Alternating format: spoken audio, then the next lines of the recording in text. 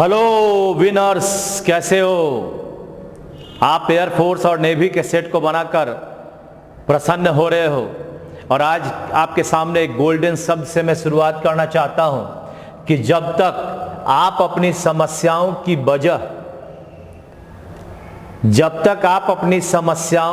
की वजह दूसरे को मानते हैं, दूसरे के कारण आपको यह समस्या आया, जब तक यह मानते हैं तब तक अपनी समस्याओं एवं कठिनाइयों को मिटा नहीं सकते।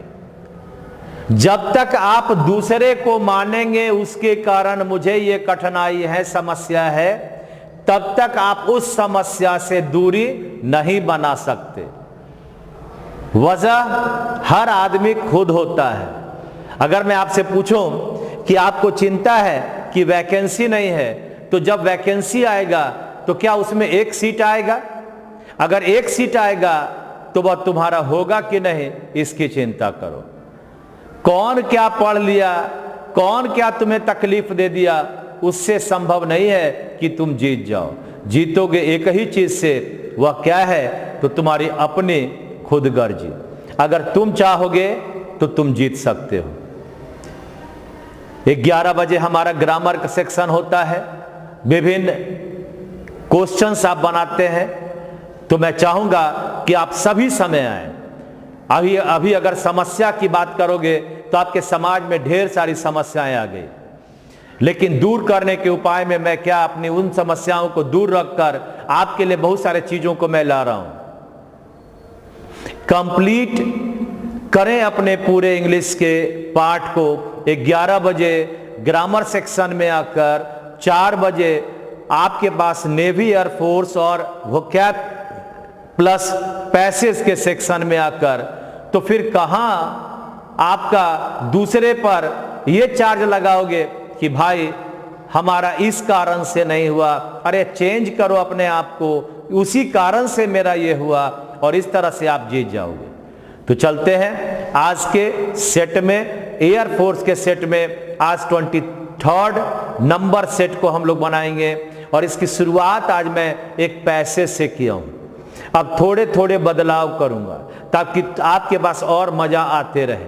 तो चलते हैं, हम देखते हैं अपने इस गोल्डन जो हमारा शब्द है, उस शब्द के बाद चलते हैं कि जब तक आप अपनी समस्याओं की वजह दूसरे को मानेंगे तब तक आप अपनी समस्याओं को पाते रहेंगे। अगर समस्या खुद की है तो खुद उसे सुधार करना पड़ेगा और तभी विजयी कोई भी आदमी हो सकता है। और ये आपके सामने पैसेज आकर इस समस्या को दूर करने का एक बढ़िया सा तरीका आपको मिल सकता है। चलिए देखा जाए तो आपके पास यहां पर एक पैसेज है और पैसेज में आपको बनाना है, अगर मैं कहूं कि इस पैसेज को पहले हमें पढ़ना है और तब हमें एक क्वेश्चन को बनाना है, जो आपका 3 क्वेश्चन इस पर आता है, वह क्वेश्चन आप इसको बना सकते हो। तैयार है? कॉपी और कलम लेकर मैं समझाऊंगा पूरा बढ़िया से, और यही चाहूंगा कि आप इसे जब समझ जाएं तो क्वेश्चन खुद बनाने का प्रयास करें। चलिए देखते हैं। ये आपका पैसेज हुआ।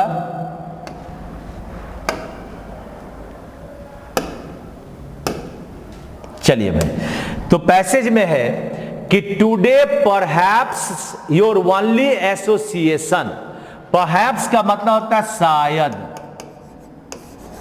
और एसोसिएशन का मतलब होता है जुड़ाव।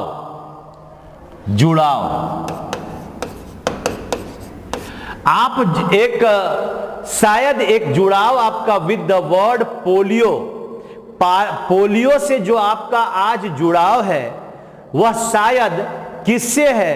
तो is the Sabin oral vaccine, टीका 2 बूंद जिंदगी का, है ना। ओरल हम लोग शायद पिए हैं या नहीं पिए हैं पता नहीं, लेकिन हमारे बच्चे को मैंने पिलाया है, मुझे पता है 2 बूंद जिंदगी का। कहता है कि आज जिस शब्द से आप वाकिफ हैं पोलियो से, उसका मतलब वही 2 बूंद दवा है। यानी उसका अर्थ है क्या भाई? The Sabin oral vaccine. ये सैबिन जो मुख के द्वारा, ओरल माने मुख के द्वारा दिया जाने वाला टीका है, आप उसी के बारे में जानते हैं। दैट प्रोटेक्ट्स, जो प्रोटेक्ट करता है, प्रोटेक्ट का मतलब रक्षा करता है, प्रोटेक्ट का मतलब रक्षा करता है, जो रक्षा करता है बच्चों को फ्रॉम द डिजीज। डिजीज का मतलब बीमारी, डिजीज माने क्या होता है? बीमारी। इसका मतलब हो गया आपका बीमारी।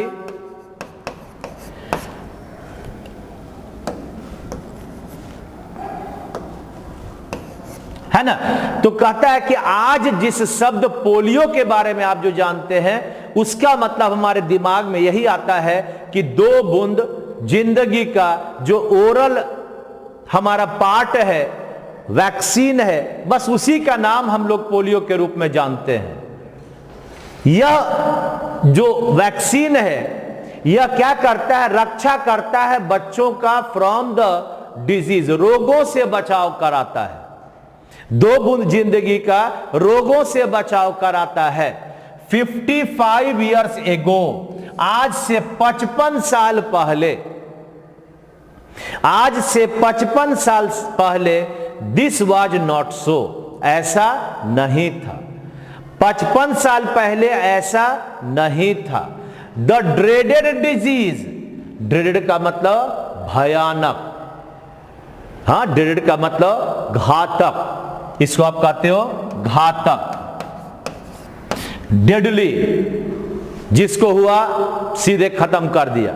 यानी इस घातक रोग का जो 55 साल पहले बात करता है, विच मेनली एफेक्ट, जो प्रभावित करता है। हाँ, एफेक्ट का मतलब क्या हुआ? बुरा प्रभाव डालना, जो बुरी तरह से प्रभावित करता है। The brain and the spinal cord, हमारे मस्तिष्क को और हमारे रीढ़ की हड्डी को। स्पाइनल कॉर्ड का मतलब हुआ रीढ़ की हड्डी, यानी स्पाइनल कॉर्ड और रीढ़ की हड्डी को सबसे ज्यादा बुरी तरह से प्रभावित करता है। उस रोग का नाम है पोलियो। यह घातक रोग है। कहता है कॉजेज स्टीफनिंग, इससे क्या होता है? कठोर हो जाता है, कड़ापन हो जाता है, मुड़ नहीं पाता है। हाँ, क्या होता है? स्टीफनिंग का मतलब कड़ापन, कठोर, सीधा हो जाना।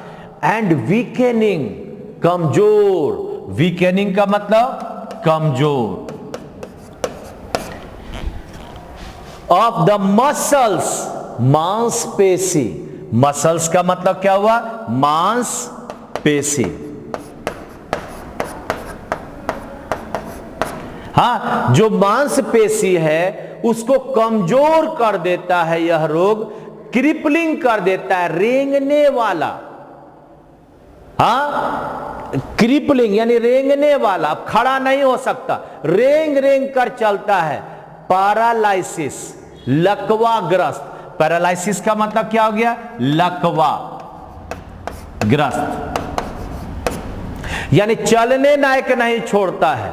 जिसको यह रोग ड्रेडेड डिजीज हो गया पोलियो, वह आदमी, वह बच्चा क्या होता है? सबसे पहले उसका ब्रेन और उसका स्पाइनल कॉर्ड अफेक्ट करता है, बुरी तरह प्रभावित होता है। और काउजेज स्टीफनिंग, जिसके कारण उसके शरीर के अंग मुड़ नहीं पाते। वीकनिंग द मसल्स, उसके मसल मांसपेशी कमजोर हो जाते हैं।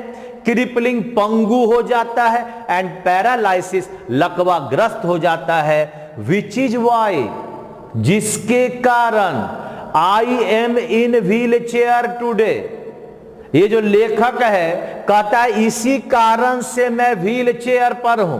व्हील चेयर का मतलब क्या हो गया? बीमार लोगों का चेयर, दूसरा लोग ठेल कर जो ले जाता है वह चेयर। यानी इस लेखक को कौन सा रोग हुआ? पोलियो। कैसा डिजीज है? तो ब्रेन और स्पाइनल कॉर्ड को सबसे पहले पंगु बना देता है, उसका अंग मुड़ नहीं पाता है, वह पैरालिसिस हो जाता है, वह क्रिपलिंग हो जाता है। और वही कारण, पोलियो के कारण यह जो व्यक्ति है यह व्हील चेयर पर है, जिसके बारे में यह बोल रहा है। आगे बढ़ते हैं, नेक्स्ट कहते हैं इफ somebody had प्रेडिक्टेड का मतलब सोचना, आशा करना, भविष्य में ऐसा होगा, है ना। यानी इसको हम लोग कहते हैं, प्रेडिक्ट का मतलब भविष्य में भविष्यवाणी करना। यानी शायद ही किसी ने ऐसा सोचा होगा, When I was born, जब यह आदमी जन्म लिया, शायद ही ऐसा कोई भी सोचा होगा, somebody माने कोई भी, When I was born, जब वह लड़का जन्मा, that this would happen to me, happen माने होना, यह रोग इस लड़के को हो जाएगा, शायद ही किसी ने ऐसा सोचा होगा। No one would have believed it, कोई भी इस चीज को विश्वास नहीं किया कि यह रोग इस लेखक को हो जाएगा। कौन सा रोग? तो पोलियो। कैसा रोग? बच्चों को हो जाता है। यह रोग क्या करता है? ब्रेन को डिफेक्टिव बना देता है, स्पाइनल कॉर्ड को डिफेक्टिव बना देता है, क्रिपलिंग हो जाता है, पंगु हो जाता है, पैरालिसिस हो जाता है, मसल कमजोर हो जाता है ना। तो इतने सारे चीजों के बाद यह जो आपका लेखक है जो कहता है कि आज जिस शब्द को आप जानते हैं उसका मतलब केवल सैबिन ओरल वैक्सीन है, 2 बूंद जिंदगी का, जबकि 55 साल पहले ऐसा इस रोग के बारे में जानकारी नहीं था। I was the 7th child, लीजिए यह 7वां बच्चा है।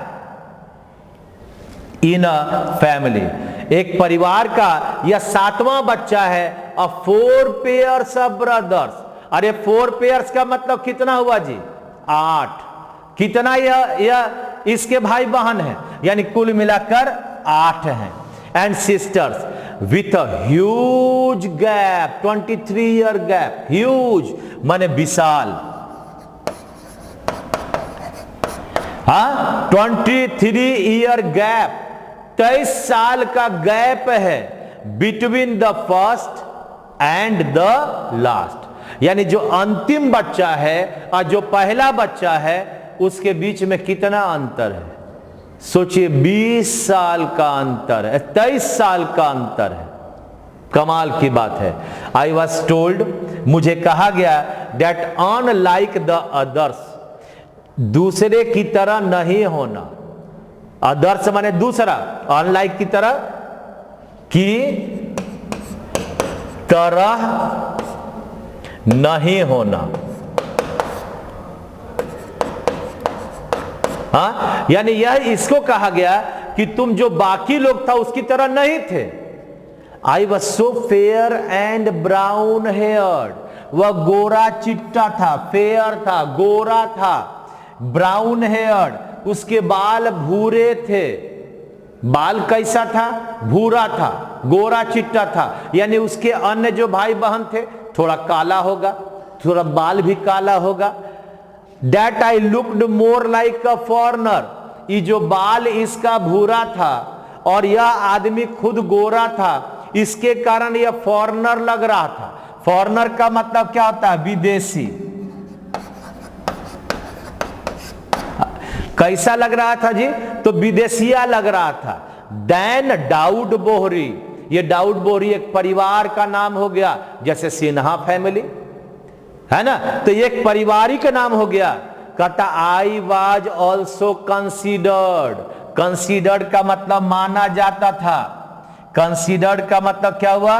माना जाता था, उसे माना जाता था to be the healthiest. Healthiest का मतलब सबसे स्वस्थ, सबसे स्वस्थ, ऑफ द ब्रूड। ब्रूड का मतलब संतान। कितने संतान थे? 8। ये 7वां था। तो ये जो 8 संतान थे, इनमें से 7 को माना जाता था कि इस बच्चे से वह कमजोर हुआ।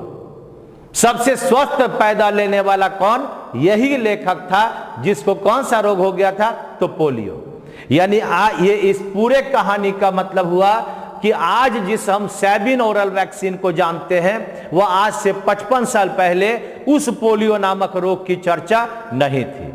यह पोलियो अगर हो जाता था तो बच्चों के ब्रेन और स्पाइनल कॉर्ड को पूरी तरह से बर्बाद कर देता था। इतना बर्बाद करता था कि लड़का बच्चा मुड़ नहीं पाता था, वह सीधा हो जाता था, कठोर हो जाता था, उसको लकवा मार देता था, वह क्रिपलिंग यानी पंगु हो जाता था।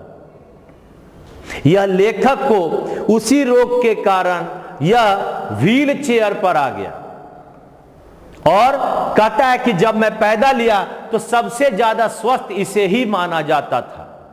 8 संतानों में से 7वां यह था और पहला और अंतिम बच्चे के बीच में विशाल ह्यूज 23 ईयर का गैप था।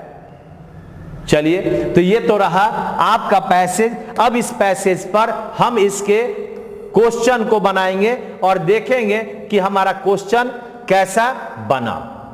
पहला क्वेश्चन है आपके सामने,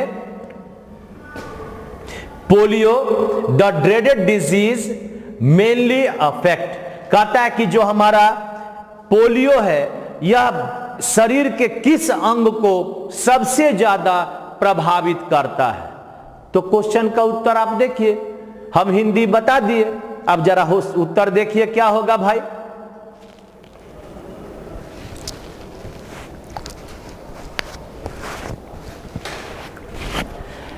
पहला कहता है हार्ट और स्पाइनल कॉर्ड को। दिल का मामला थोड़ी है जी, नहीं ना है। इसका मतलब ये वाला तो कभी ना होगा।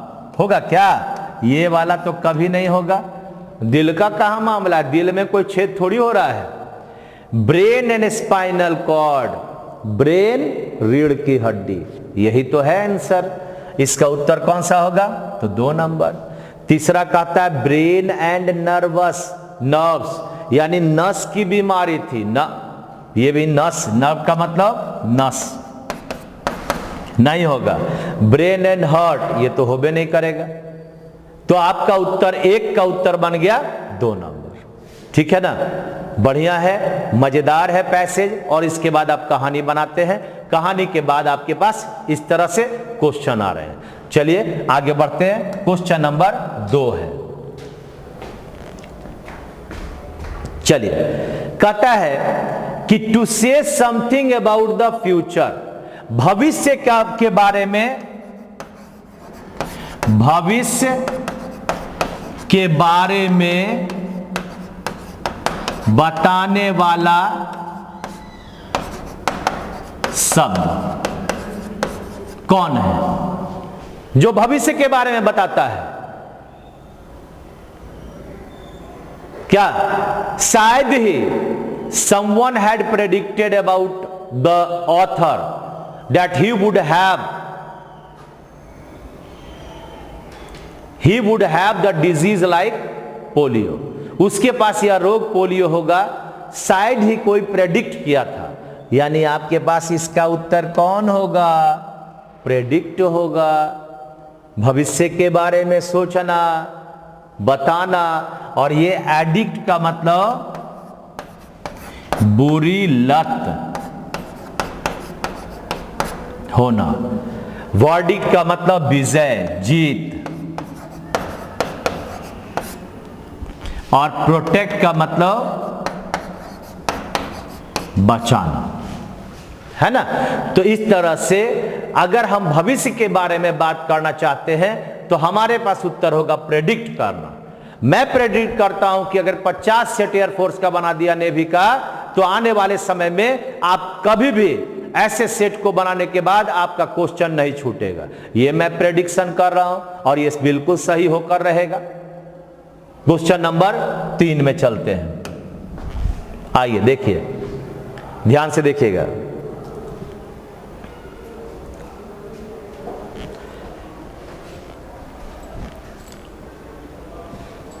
बोलो जी, क्या क्या होगा?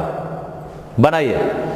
क्वेश्चन नंबर 3 बनाइए, 3 का क्वेश्चन बनाइए भाई। कहता है कि द नरेटर मैंने जो कहानी कह रहा है, was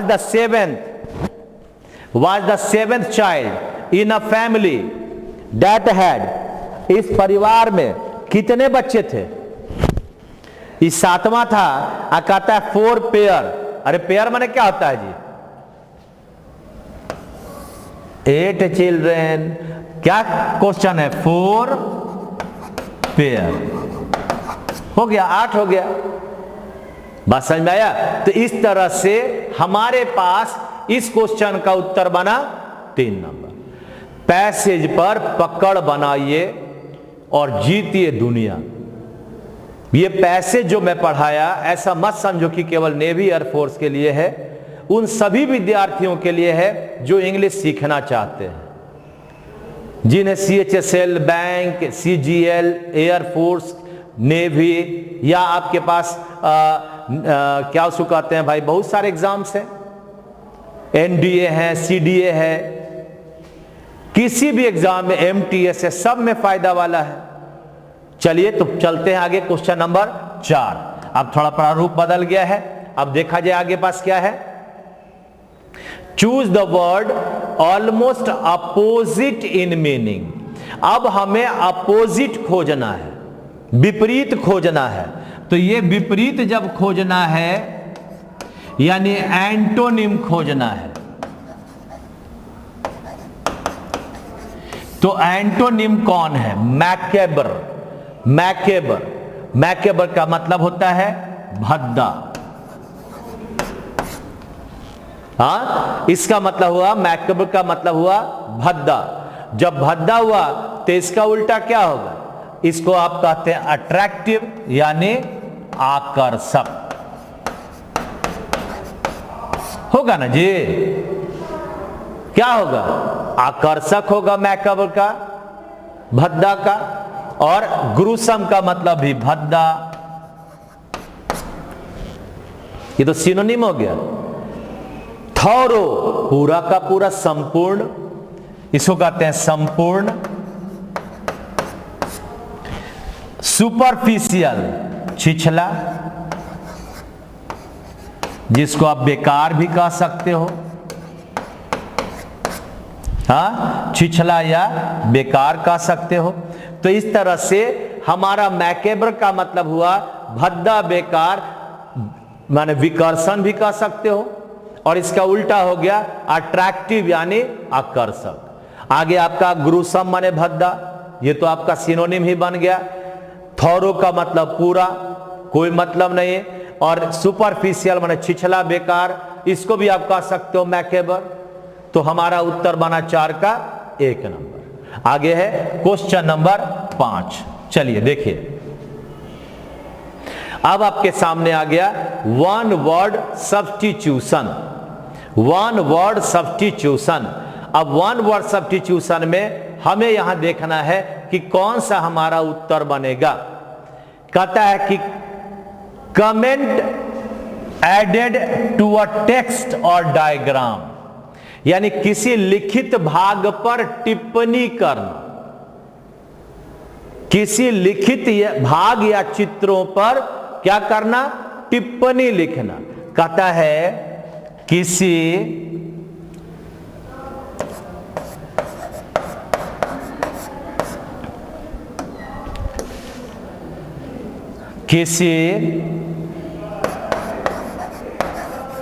लिखित भाग पर या चित्र पर टिप्पणी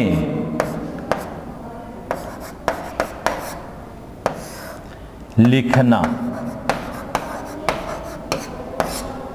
है ना। कभी कभी क्या होता है, ऑफिसर लोग कोई जगह मैटर ले गया तो उस पर अपनी छोटी टिप्पणी लिखते हैं कि हाँ यह इस तरह से इसको वहां भेजना चाहिए, उसी को कहते हैं टिप्पणी लिखना। इसका नाम होता है एनोटेशन, है ना।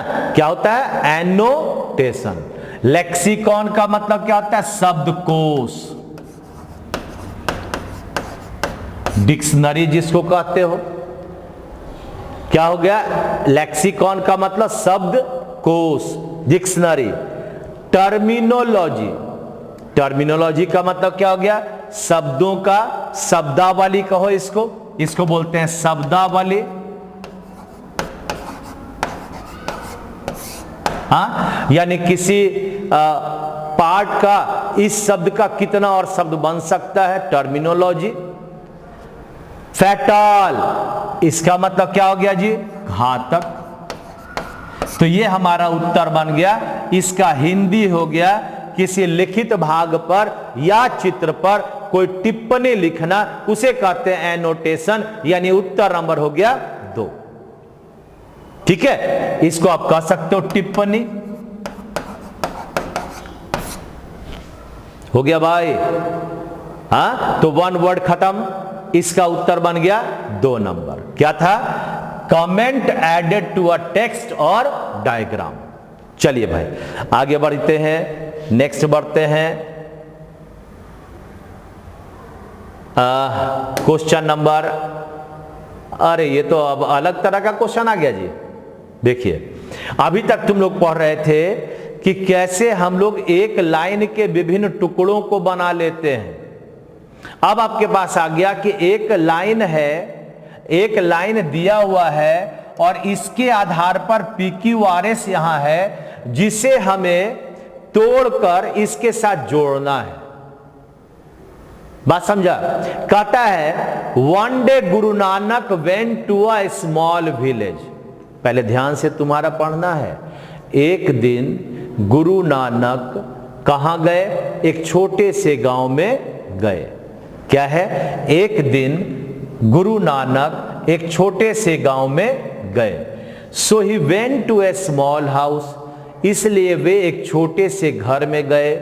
And knocked at the door, उसके दरवाजा को खटखटाए। It was late in the evening, शाम बड़ा देर हो गया था। एक दिन गुरु नानक एक गांव में गए। So he went to a small house, एक छोटे से घर में इसलिए गए। And knocked at the door, उसके दरवाजा पर खटखटाए। It was late in the evening, बड़ा शाम हो गया था। A man open the door, आदमी ने दरवाजा खोला। गुरु नानक सेड, गुरु नानक के कहा, आई एम अ ट्रैवलर, मैं एक यात्री हूं। He was hungry and tired, वह भूखे थे और क्या थे? टायर्ड माने थके हुए थे। यानी आपको इस लाइन के बाद ये PQR में से कोई एक लाइन है जिसे हमें बनाना है। देखो इसको ऐसे समझो, क्या करना पड़ेगा नए लोगों के लिए मैं बता दूं। अगर यहां पर लिखा हुआ है, सपोज करो यहां पर लिखा हुआ है 6 AM, हाँ, अब इसके बाद आपका P है, Q है, R है, S है। अगर मैं यहां पर कहता हूं 8 AM, यहां पर कहता हूं 7 AM, अगर यहां पर मैं कहता हूं सपोज करो 9 AM, हाँ, और इसमें मैं कहता हूं 7:30 AM। अब आपके पास ये 6 AM के बाद ये आपका एक नंबर क्वेश्चन हुआ। अब इसके बाद हमें इसको मिलाना है।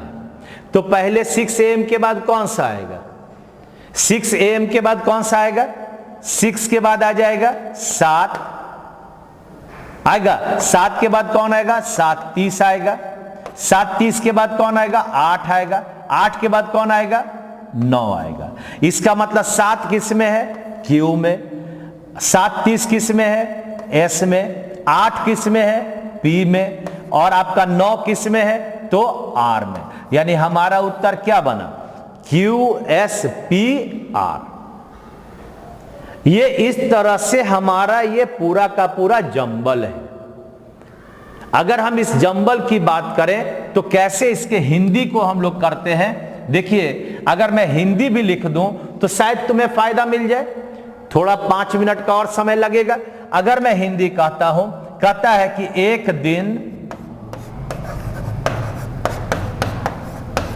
गुरु नानक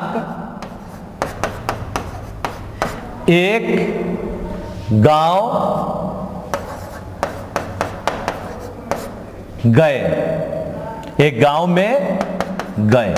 ये आपका पहला लाइन है, इसे हमें कुछ नहीं करना है टच, ये ज्यों का त्यों होगा। अब आपके पास पी नंबर है कि so he went to a small house.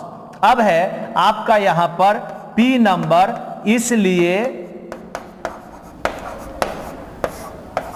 वे एक छोटे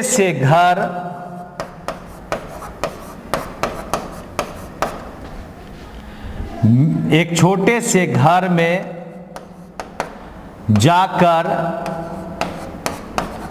दरवाजा खटखटाए।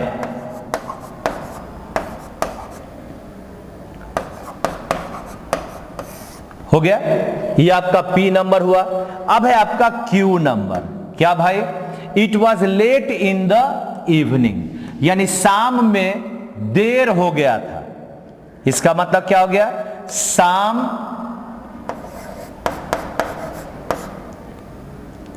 में बहुत देर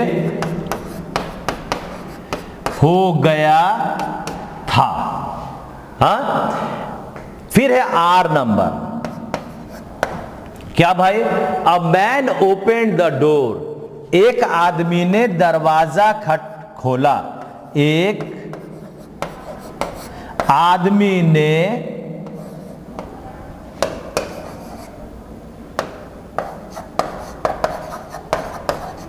दरवाजा खोला, यानी एक आदमी ने दरवाजा खोला। क्यों खोला? कोई उसको खटखटाया होगा तभी ना। गुरु नानक सेड, वहां पर कहता है गुरु नानक ने कहा कि मैं एक यात्री हूं, ऐसा गुरु नानक ने कहा। अब है लास्ट है एस नंबर है। क्या है भाई? He was hungry and tired. अब यहां पर आपके पास क्या बना? एस नंबर है, वह बड़े भूखे एवं थके हुए थे। ये पूरा का पूरा मैं हिंदी लिख दिया। आपकी तरक्की का रास्ता कैसे खुल सकता है वो मैं सब जानता हूं, इसलिए मैं इतनी चीजों को कर पाया। अब देखिए, आपके पास है, कलम बदल देते हैं जरा सा। देखिए, एक दिन गुरु नानक एक गांव में गए, ये तो पहला लाइन हो गया। जब वो गांव में गए तो क्या हुआ? इसलिए अब एक छोटे से घर में गए, इसलिए कैसे आ गया? गांव गए इसीलिए, छोटे से घर में, कौन से घर से जाएंगे पता नहीं। शाम में बहुत देर हो गया था, एक आदमी ने दरवाजा खोला। गुरु नानक ने कहा कि मैं एक यात्री हूं। वह बड़े भूखे एवं थके हुए थे, यानी क्या होगा इसका? तो पहले एक दिन गुरु नानक एक गांव में गए। अब जब गांव में गए तो उस समय क्या था? शाम हो गया था, यानी इसका पहला नंबर कौन होगा? क्यू नंबर होगा। जब शाम में वहां पर देर हो गया था तो वहां पर वह बड़ा उस समय शाम में भूखे थे, थके हुए थे। तब वह क्या किए? एक छोटे से घर में गए और उसका दरवाजा खटखटाया। यानी इस एस के बाद अब आपका यहां से क्या बनेगा? P number. और तब क्या बनेगा? आपका लास्ट आर नंबर, यानी एक आदमी ने दरवाजा खोला, क्योंकि दरवाजा खटखटाया जा रहा था, इसलिए इसका उत्तर क्या बना? तो पहला बना क्यू, दूसरा बना एस, तीसरा बना पी और चौथा बना आर। क्यू, एस, स्थिर से, बड़े तन्मयता से इस पर विचार करोगे तो तुम्हारे पास ये देखो ऑप्शन है। अगर हम एक दिन गुरु नानक गांव में गए, अगर हम एस डालते हैं कि वो बड़े भूखे और थके थे, तो ऑप्शन में कहीं पर एस है? नहीं है। कभी कभी हम लोग ऑप्शन से भी पकड़ लेते हैं। इसका मतलब हमारा जब होगा तो पी तो होगा नहीं, इसलिए कि वो छोटे से घर जाकर दरवाजा खटखटाया, तब फिर लेट कैसे हो गया? अरे लेट हो गया, भूखे थे तब ना दरवाजा खटखटाया, नहीं तो आगे चलते चल जाते। इस तरह से आपका एस इसमें है नहीं, तो हमारा उत्तर कौन सा बना? ये रहा 4 नंबर। बुझा? इस तरह से हमें अपने क्वेश्चन का उत्तर निकालना है, जैसे भी आप निकाल पाए। अब ये पूरा का पूरा अगर आप लोग का अपना स्क्रीनशॉट हो गया हो, लिख लिए हो, नहीं लिखे हो, तो आप अपने कॉपी की शोभा जब क्लास खत्म हो जाए तो आप यहां पर आकर फिर से वीडियो को देखकर आप पूरा कर लेंगे। ठीक है? यानी हमारे पास अगर मैं कहता हूं तो इस रीअरेंजमेंट का उत्तर होगा नंबर 4 QSPR। आइए क्वेश्चन नंबर 7 क्या है भाई? 7 नंबर है फिल इन द ब्लैंक, आपको भरना है। देखिए क्या होगा।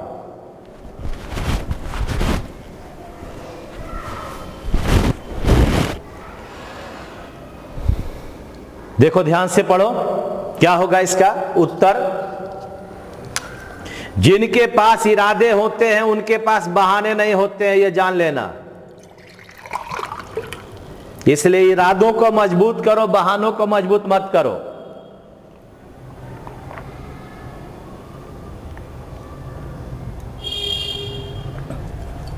और जब अवसर आए तो उसे भुनाने का प्रयास करो। इरादों को मजबूत करो, बहानों को मजबूत ना करो। जिसके पास इरादे सच्चे होते हैं उनके पास कभी झूठे बहाने आते ही नहीं है। यानी अब अगर ये अपॉर्चुनिटी कहते हैं, इसका मतलब होता है अवसर। वी शुड, हमें अवसर को क्या करना चाहिए? एज दे अराइज, अराइज माने आते हैं, होना, उठना, जागना, यानी उठना। अगर कोई भी अपॉर्चुनिटी आता है, इसका मतलब उठना या आना, उसे वश में करना चाहिए। क्या करना चाहिए? वश में करना चाहिए। तो पहले चारों वर्ड को देखिए, तब आप लोग इसका उत्तर मारना। सीज, रोक लगाना।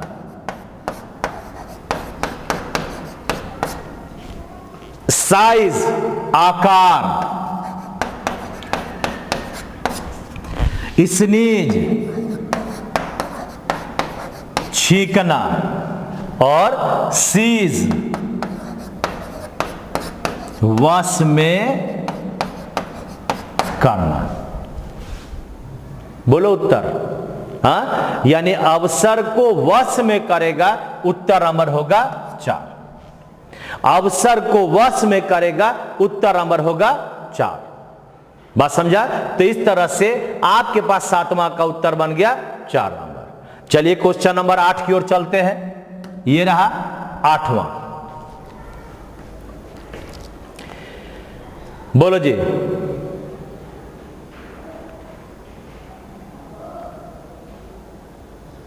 अरे वाह, ये तो क्वेश्चन टैग पर आधारित हो गया।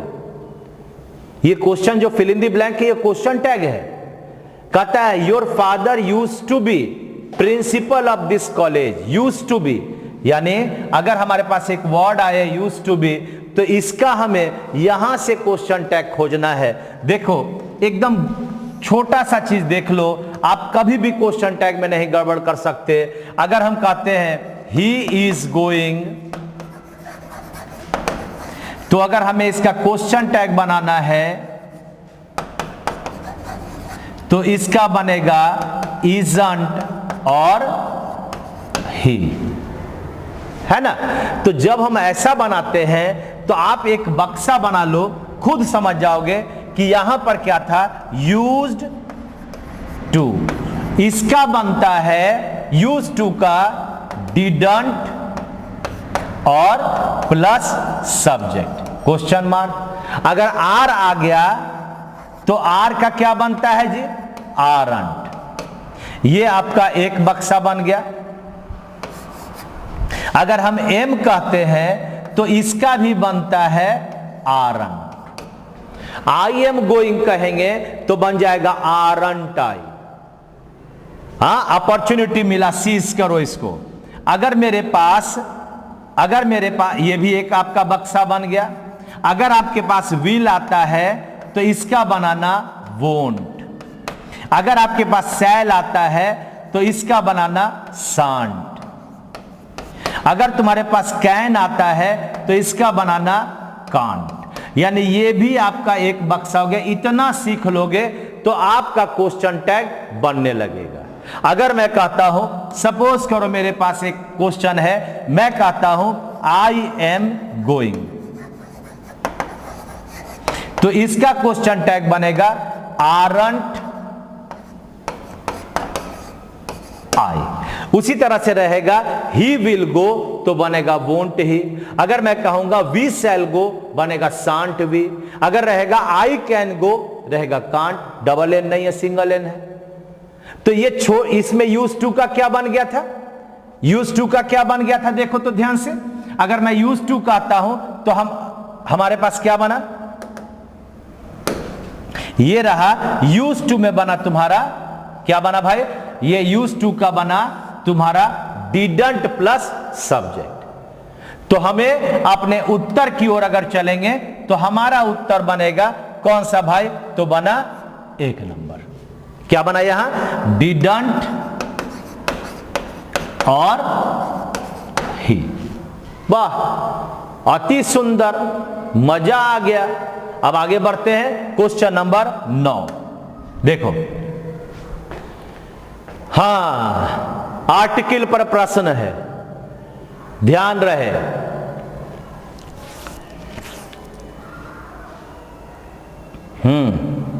बता दें, देखिए ये तबला है, क्या लिखा हुआ है, अरे टेबल लिखा हुआ है, नहीं, ये जैसे तबला है ना, इसको भी ठीक कर लो, तबला।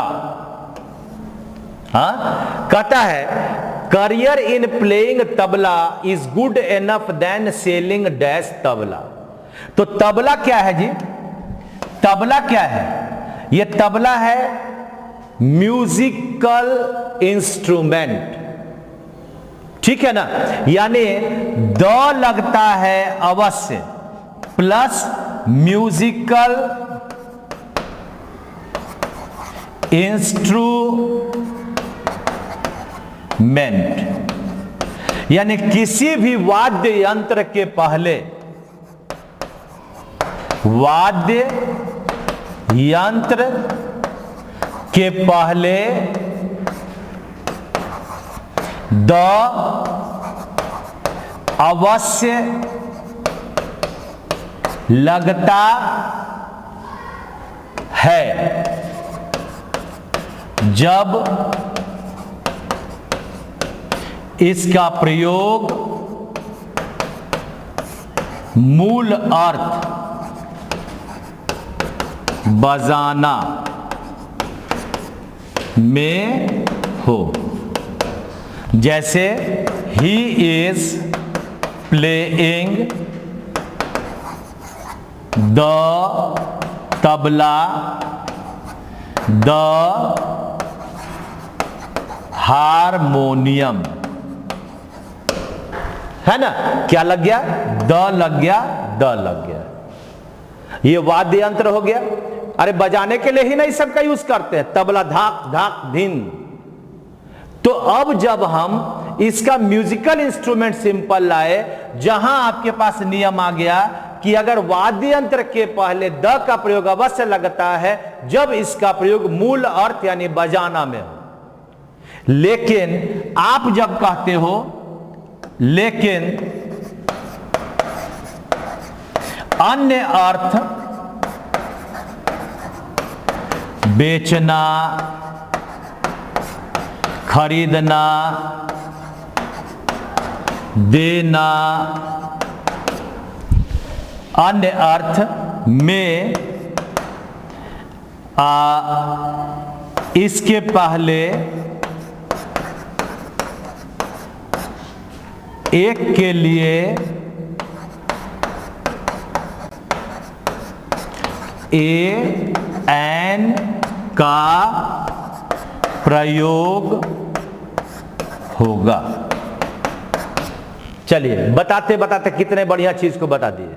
क्या भाई कि अगर इसको खरीदोगे बेचोगे तो अब ये आपका ए का प्रयोग होगा, यानी ही सेल्स द तबला। अगर ऐसा लिखते हैं इस द के बदले ए होगा, यानी सेल्स माने बेचा, तो द तबला नहीं होकर एक तबला बेचेगा, इसलिए यहां पर होगा एक तबला।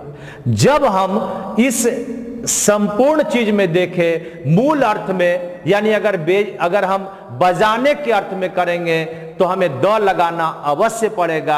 अगर खरीद बिक्री के लिए करेंगे तो हमें उसके लिए ए और एन का प्रयोग करना पड़ेगा। एक के लिए 2 4 करेंगे तो 2 होगा, 3 होगा, वो अलग है। अब देखिए, अब इस क्वेश्चन में अब फिल इन द ब्लैंक अगर बनाओगे तो तुम्हारे पास यहां पर ये तबला पहली बार आया, प्लेइंग कर रहा है, यानी यहां पर लगा द तबला, और सेल कर रहा है, यहां देखो सेल कर रहा है, सेल के लिए क्या होगा ए तबला, यानी द और ए वाला ही आपका उत्तर बनेगा। तो द और ए कहां है, ये देखिए यहां है, और पहला में तब क्या बन गया द करियर, यानी 1 नंबर। क्या बात है यार, शानदार है ना। हाँ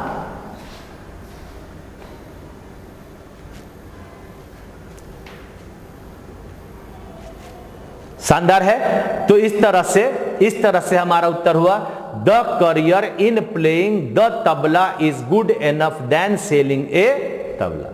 ठीक है, चलिए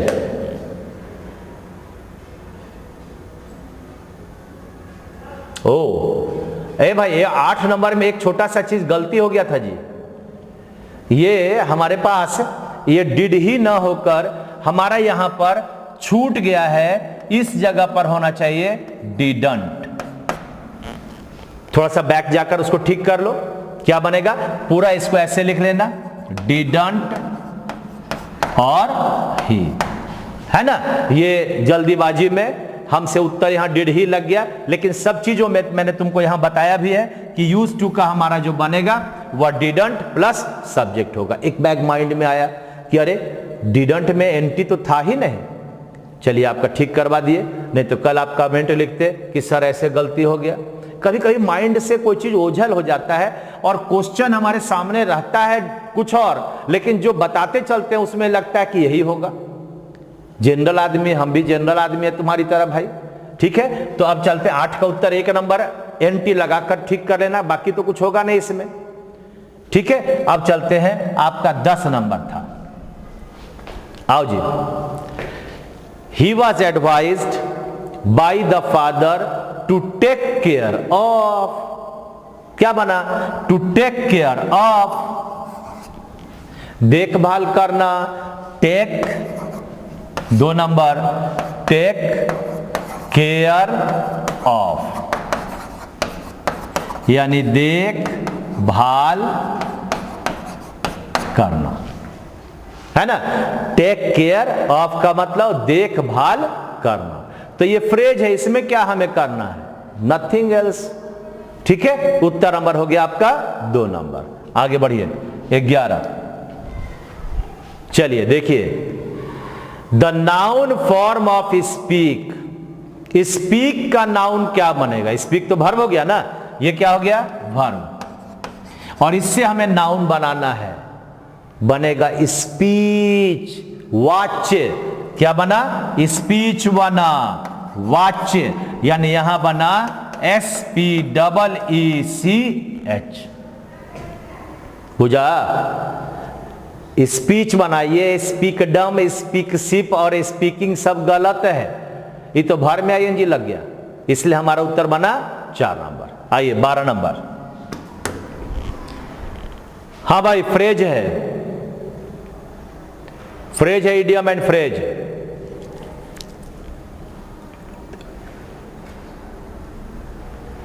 कहता है choose the correct meaning.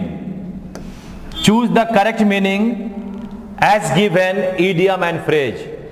The story of the train accident, एक ट्रेन एक्सीडेंट हो गया, उसका जब कहानी सुना, as narrated by one of the survivor, जो उसमें से जिंदा बचा था। कई एक लोग ऊपर चले गए, उनमें से जो बचा वह जब कहानी सुनाया, मेड माई फ्लेश क्रीप, मेरे जो फ्लेश है, मांस है, उसको डराने लगा, डर पैदा कर दिया। क्या दिया? डरा दिया। हाँ, तो डराने का वर्ड क्या होगा? हॉरिफाइड। हॉरिफाइड का मतलब डरा दिया, और इसका थ्रिल्ड का मतलब रोमांच। सैटिस्फाइड का मतलब संतुष्ट। प्लीज का मतलब खुश होना, है ना। तो ये हमारा हुआ 12 का उत्तर 3 नंबर। चलिए अब 13 नंबर क्वेश्चन है आपके सामने। अरे वाह, ये तो आपका एक फिल इन द ब्लैंक है, सॉरी एक कॉमन ईयर पर आधारित क्वेश्चन है। जरा बढ़िया से एरर को बनाइए, पढ़िए एक बार, आपका अपना खुद दिमाग लगना चाहिए, फिर तो मैं बता ही दूंगा।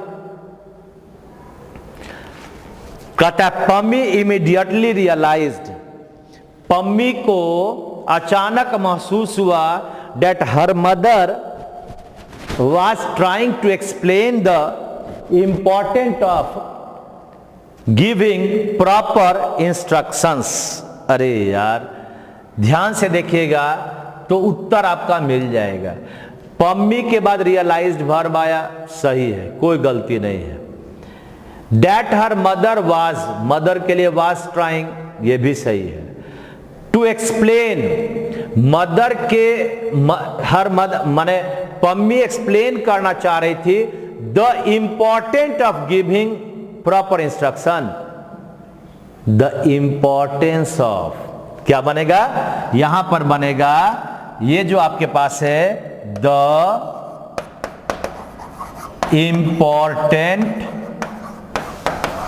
Of proper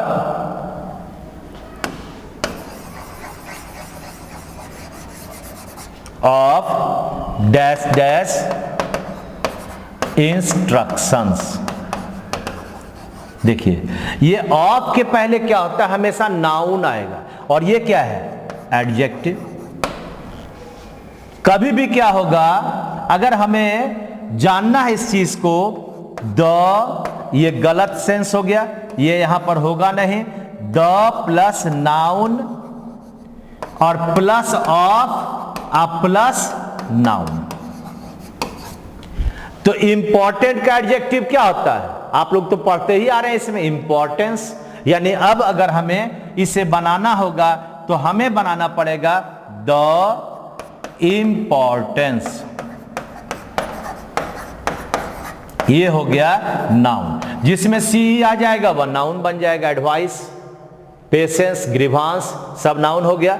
off dash dash ये आपका नाउन क्या था? इंस्ट्रक्शंस, है ना। तो यहां पर क्या बना? द इंपॉर्टेंस ऑफ बना। कभी भी ऑफ के पहले नाउन आएगा, बस ये जान लीजिए। जब हम नाउन आएगा इसका मतलब आपको मैंने यहां पर लिख दिया उत्तर, क्या भाई? ये इंपॉर्टेंट के बदले होगा इंपॉर्टेंस। यानी उत्तर हमारा कौन सा? 3 नंबर। बस बात समझ में आई ना? हाँ, अब आगे है आपका 14 नंबर क्वेश्चन। छोटे छोटे चीजों को बता रहे हैं, थोड़ा कॉपी की शोभा बढ़ा लोगे तो बाद में और बढ़िया से माइंड में आ जाएगा।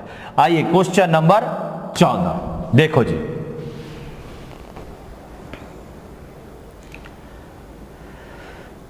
A good employee is one which is always willing to go the extra mile। अच्छा ये बताओ इस क्वेश्चन का उत्तर क्या लिखे? तुम भला लिख कर दिखाओ। कुछ लोग तो अभी सोचिए रहा है, अरे डिलीट कर देना, ये तो चलता ही आ रहा है, लिख कर दिखाओ। तुम भी एम्प्लॉय बनने जा रहे हो ना? तुम में से कितना लोग कोई चीज है, कोई थिंग है? तो जब तुम एम्प्लॉय बनने जा रहे हो एम्प्लॉयर के यहां, तो तुम विच है कि हु है? अरे हु है रे भाई, एम्प्लॉय का मतलब क्या हुआ? कर्मचारी।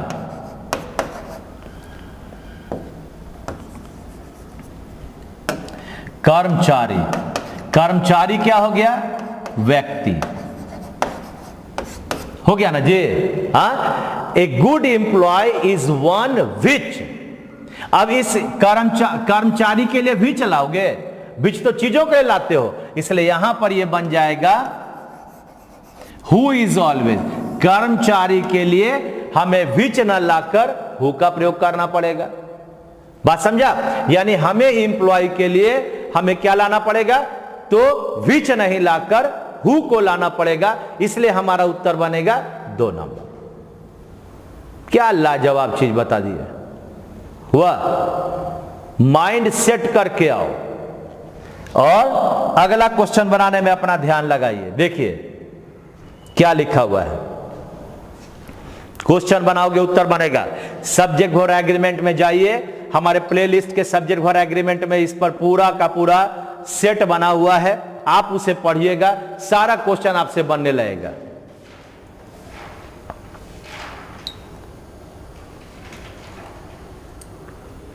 देखो जी हीरो, उत्तर तो तुम लोग लिखिए दिया होगा। क्या सबका उत्तर 2 नंबर आया ना? कैसे हुआ 2 नंबर वह दिखाते हैं। More than 1 plus singular noun plus singular verb, ये हो गया पहला नंबर। जैसे कहते हो more than 1 person has been involved. ठीक है, तो यहां पर क्या हो गया? मोर देन 1 के बाद आपका हैज आ गया, समझ रहे हो। सेकेंड नंबर है मोर देन प्लस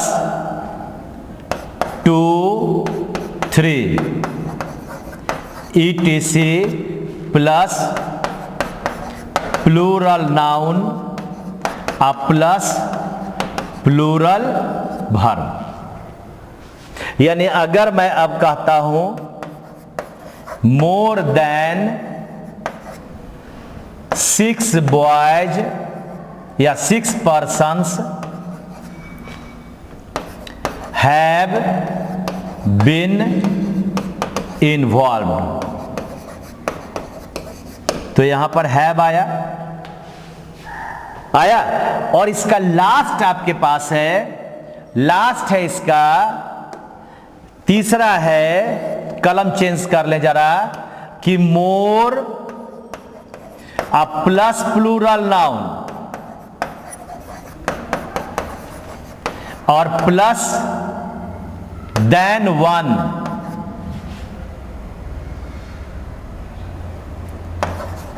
तब आपके पास वर्ब क्या होगा? प्लूरल होगा। एकमात्र स्ट्रक्चर मोर देन 1 है जो सिंगुलर नाउन को लिया, सिंगुलर वर्ब को लिया, लेकिन मोर पर आधारित बाकी जितना स्ट्रक्चर हुआ सब आपके पास लिया प्लूरल नाउन और प्लूरल वर्ब। तो अगर मैं कहता हूं more persons then 1 have been involved, यानी अब इस मोर पर्सन्स देन 1 के लिए हमें क्या आ गया? हैव आ गया। तो यहां तो आपका हैव सही ना हुआ जी, मोर पर्सन्स देन 1 आ गया तो हमारा वर्ब क्या हो गया? हैव आ गया। ये तो बिल्कुल सही हो गया। तो अब ये 3 आपका हुआ।